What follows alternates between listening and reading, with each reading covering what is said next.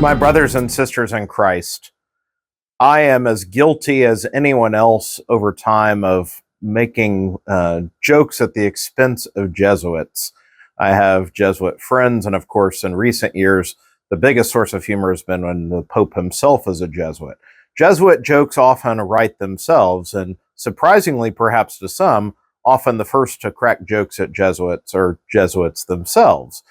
But for all the joking aside, I also owe a deep debt of gratitude to St. Ignatius of Loyola, the Society of Jesus, the grounding of spirituality that is involved in the formation of those men called to the Jesuit way of life.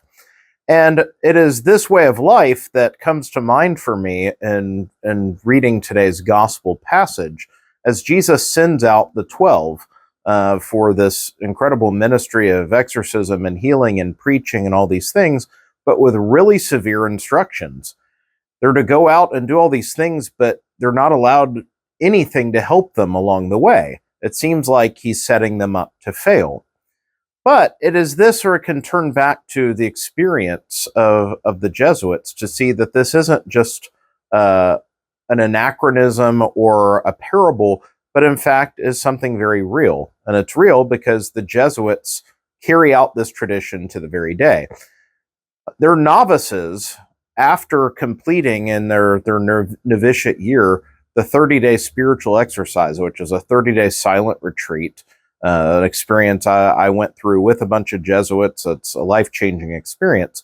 After these 30 days of growing deep, just journeying with the Lord deeper and deeper in the spiritual life, and then spending some time out in the field in ministry, they too, like the apostles in today's gospel, are sent forth with a really daunting challenge.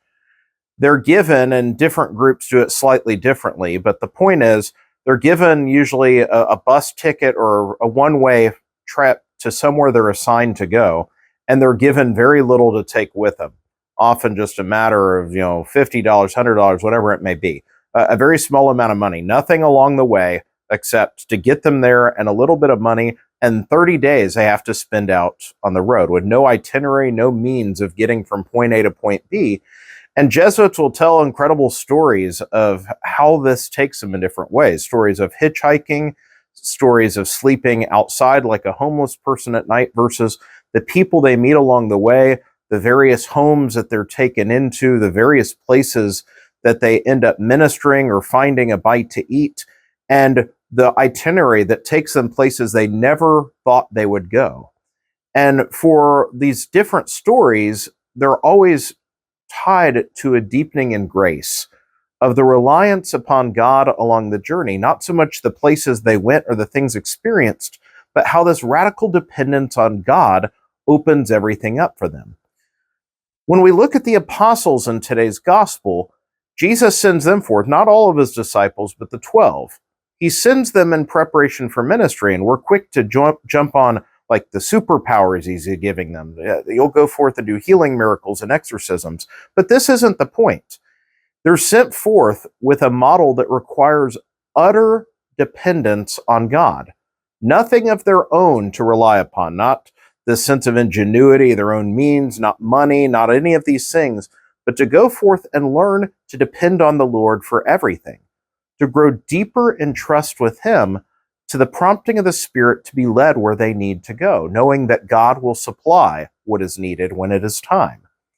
And so the 12 are learning how to be apostles. They're being prepared for ministry. Not only have they accompanied Jesus, listened to his preaching, witnessed what Jesus is doing, but now they are to go forth and learn how to do what they are going to be asked to do.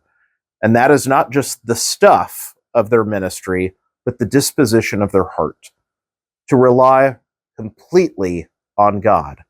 So whether it's the apostles or whether it's the Jesuit novice of modern day who learns this through incredible stories of radical dependence and poverty on God, this is a step for their formation. It's a step for the apostles, and in fact is a reflection of our own need in the spiritual life.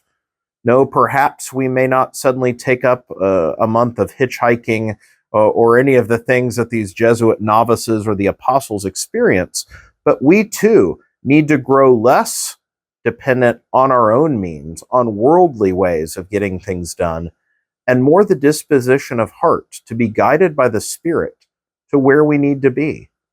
Not worrying about how to always provide for ourselves, but confident that if we discern the will of God, that He will supply for every need if we put our trust in Him. May God bless you all.